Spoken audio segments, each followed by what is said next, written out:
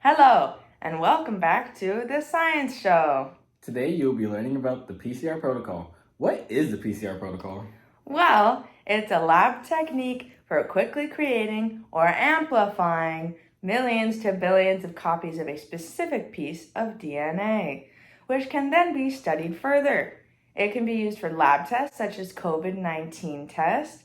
COVID-19 PCR tests use primers that match a segment of the virus's genetic material. This allows many copies of that material to be made, which can be used to detect whether or not the virus is present. Wow, what does that even mean? How does it work? Well, the first step in PCR is called denaturation.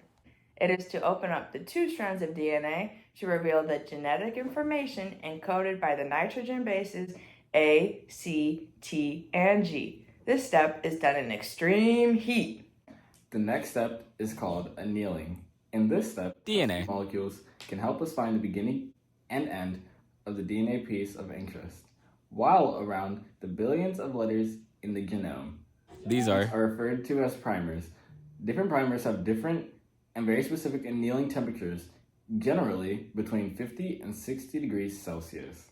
You don't say! The third and last step is called extension.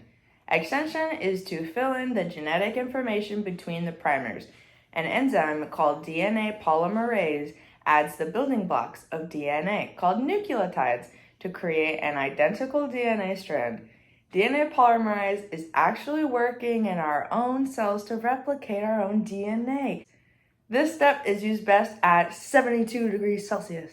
In these three steps, we've taken our original DNA molecule and obtained an identical copy of a very specific fragment.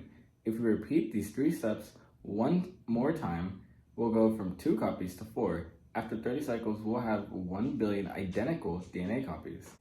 No way! That sure is interesting. Oh, new news just in. This very process is being used over in Miss Penny's class at Claremont High in a recent experiment. Heading over to a student now who can tell us more about the experiment. Hello, how did you use PCR in your experiment?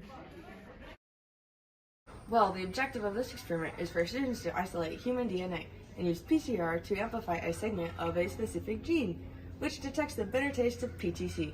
We collected our own DNA by gurgling saline solution and spitting it into a cup. Well, that was interesting, wasn't it? Well, it certainly was. Thank you for joining us on the Science Show. Tune in next week for What is DNA?